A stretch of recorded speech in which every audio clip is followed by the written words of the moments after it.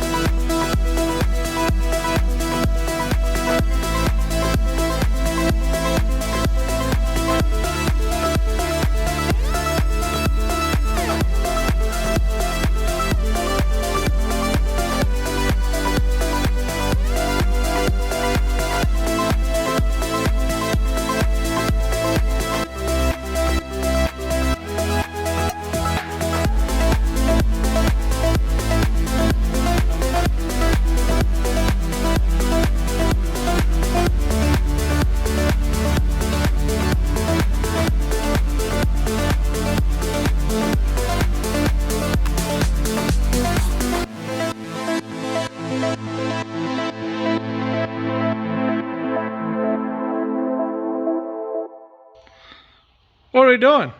Don't do this at home. Do what your mates have. Well, we've got to modify the fuel tank